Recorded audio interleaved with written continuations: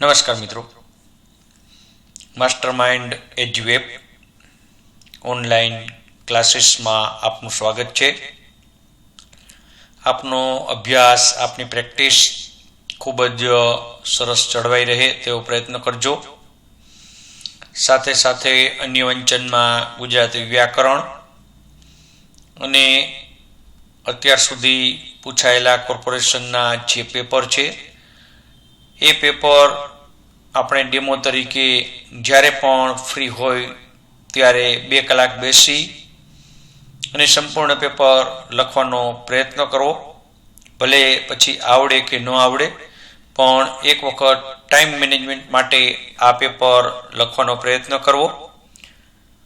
પણ પૂરેપૂરી નિષ્ઠાથી પેપર લખવું, પૂરેપૂરી મિનિટ, જેવી રીતે આપણે અગાઉ વિડીયો પ્રસિદ્ધ કર્યો છે કે એને ઇઝી, મીડિયમ અને હાર્ડમાં વહેંચી અને ત્યાર પછી આ વસ્તુ તમારે કરવાની છે.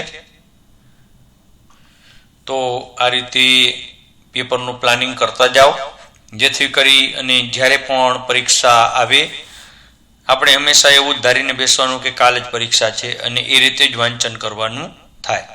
તો ચાલો જોઈએ ચાઇલ્ડ હેલ્થમાં આપણે આગળ. અને ચાઇલ્ડ હેલ્થ અને મિડવાઇફરી એ ખૂબ જ અગત્યના સબ્જેક્ટ કે જેમાંથી ઘણું બધું પૂછાતું હોય. આ કન્ડિશન છે નવજાત શિશુમાં જોવા મળતી કેટલીક કન્ડિશનમાં એસ્ફેક્સિયા. તો નીચેના પૈકી કઈ કન્ડિશનમાં સાઇનોસિસ જોવા મળે તો આપણે એસ્ફેક્સિયા એવું લખી શકાય, અથવા તો એસ્ફેક્સિયા જેવી કન્ડિશનમાં ઓક્સિજન ન મળવાને કારણે નીચેના પૈકીમાં બાળકમાં શું જોવા મળે તો સાઇનોસિસ, બેબી બ્લુ થઈ જાય. પેરાલિસિસ તો મોટા ભાગે ડિલિવરી વખતે સ્પાઇનલ કોર્ડમાં તકલીફ પડતી હોય અને પેરાલિસિસ થાય. જોન્ડિસ તો ન્યોનેટલમાં મોટા ભાગે ન્યોનેટલ જોન્ડિસ જોવા મળતો હોય, જે પહેલા જ 24 કલાકમાં હોય, જે પહેલા 24 કલાકમાં જ દેખાય, પછી અમુક સમય થાય 5, 6, 7 દિવસ, એટલે ધીમે ધીમે સબસાઇડ થતું જાય. પરંતુ ઘણી વખત એવું બને કે જેમાં સામાન્ય સારવારની જરૂર પડે. તો આને પેથોલોજીકલ જોન્ડિસ ન કહેવાય, ફિઝિયોલોજીકલ જોન્ડિસ કહેવાય. બરાબર. ત્યાર પછી આવે ઓરલ થ્રસ, મોઢામાં ચાંદા પડવા. ઘણી વખત બાળકના મોંમાં ચાંદા પડતા હોય અને એ જો માતાને કોઈ પણ જાતનું એસટીડી એટલે કે ગોનોરિયલ ઇન્ફેક્શન હોય તો એના માટે એ જવાબદાર છે. અને ખાસ માઇક્રો ઓર્ગેનિઝમ ઘણી વખત પૂછાય કે ઓરલ થ્રસ માટે નીચેના પૈકી કયા માઇક્રો ઓર્ગેનિઝમ જવાબદાર છે, તો આપણે ખાસ યાદ રાખવાનું છે કેન્ડિડા આલ્બિકન્સ. આ વસ્તુ આપણે યાદ રાખવાની, કેન્ડિડા આલ્બિકન્સ.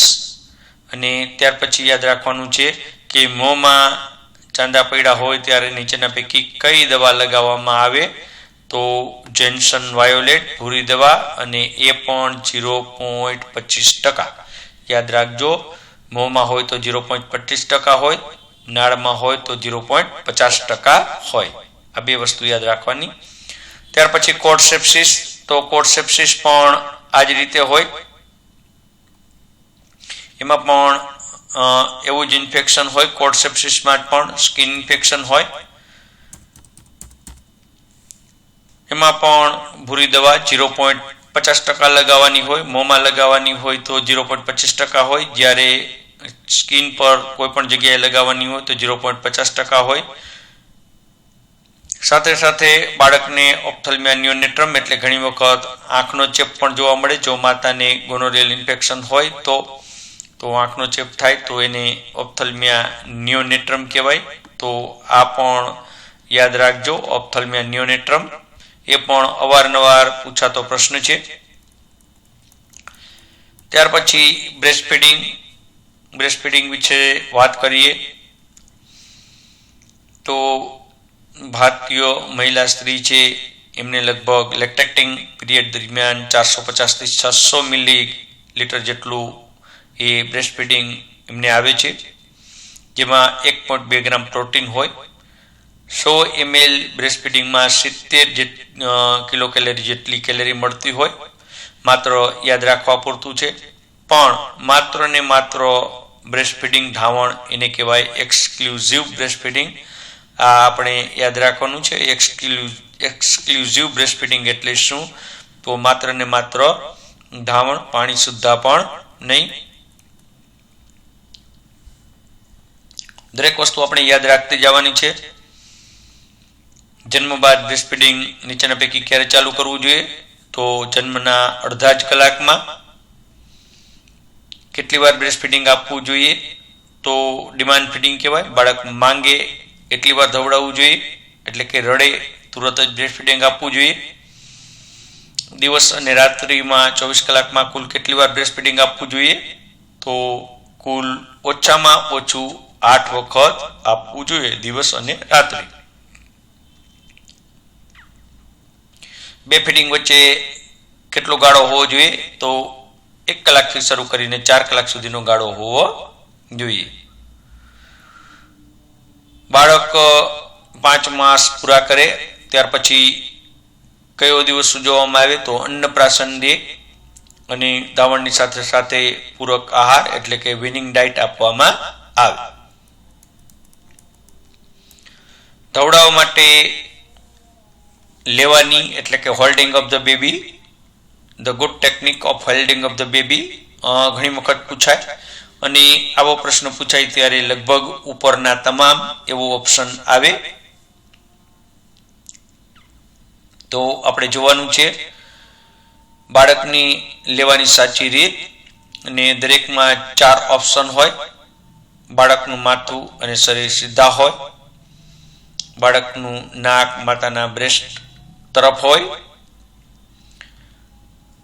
બાળકનું શરીર માતાના શરીરથી બિલકુલ નજીક હોય અને આખા શરીરને આધાર મળતો હોય. તો આ 4 જે પોઈન્ટ છે એ હોલ્ડિંગ ઓફ ધ બેબી માટેના છે, બાળકની લેવાની રીત માટેના છે. ખાસ યાદ રાખજો, 4 સાચા હોય તો જ રીત સાચી કહેવાય. પણ આમાંથી આપણને જ્યારે પરીક્ષામાં પૂછે ત્યારે 3 અને ઉપરના તમામ એવું પૂછે, અથવા તો A અને B બંને એવું પણ પૂછે. તો આ રીતે આપણે યાદ રાખવાનું છે. એ જ રીતે બાળક યોગ્ય રીતે વળગેલ છે એના માટેના 4 લક્ષણો. તો યોગ્ય રીતે વળગેલ છે તો એના માટેના 4 લક્ષણો આવે. સ્તનને અડકતી બાળકની દાઢી, બાળકની પહોળી મોફાળ, બહારનો હોઠ, નીચેનો હોઠ બહારની તરફ વળેલો હોય, અને દીઠડીની આજુબાજુની કાળી ચામડી બાળકના મોંમાં ઉપરથી દેખાય, નીચેથી નહીં.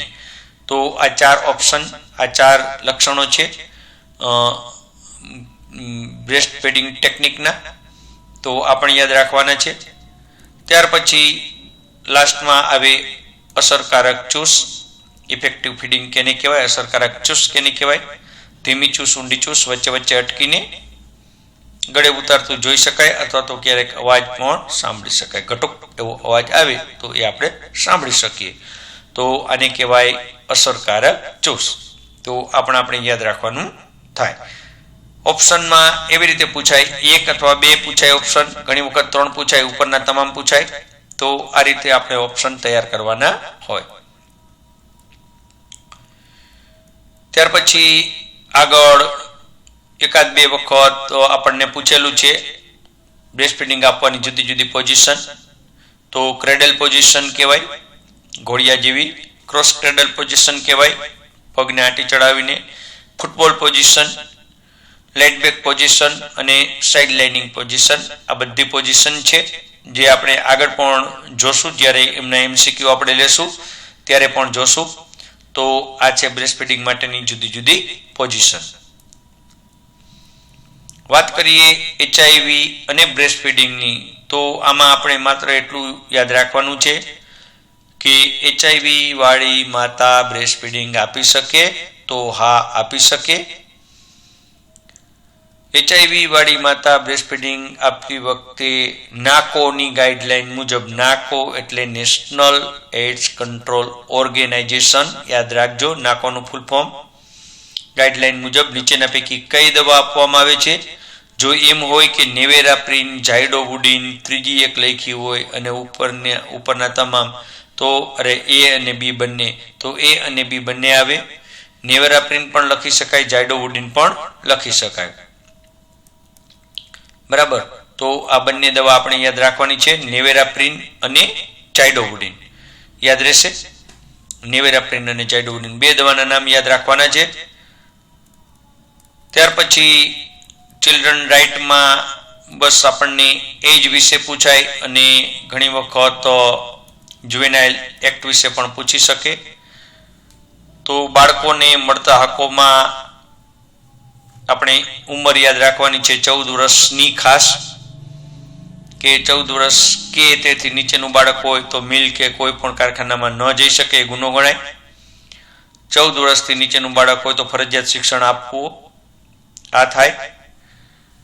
બાળ કલ્યાણના નવા મુદ્દાઓ જે 1959માં આપેલ છે, સાલ બહુ યાદ રાખવાની જરૂર નથી, પણ જાહેરનામા મુજબ જે બાળકોને હક આપવામાં આવેલા છે એ થોડા યાદ રાખજો. એક આ એક્ટ છે કે જેમાં ચાઇલ્ડ લેબર અને પ્રોટેક્શન અને રેગ્યુલર એક્ટ 1986માં પસાર કરવામાં આવ્યો. એ એક્ટમાં એવું છે કે બાળકોને ફેક્ટરી, ખાણ અથવા તો બીજા જે નુકસાનકારક ધંધા હોય એનાથી રક્ષણ મળવું જોઈએ. એમાં એને જવા ન દેવાના હોય કામે, અથવા તો માતા પિતા જતા હોય તો અહીંયા ઘોડિયાઘરની વ્યવસ્થા હોવી જોઈએ. તો એ કાયદો છે child labour and protection and regulation act. National policy of education મુજબ આપણે જોઈએ કે 14 વર્ષ સુધી મફત અને ફરજિયાત શિક્ષણ.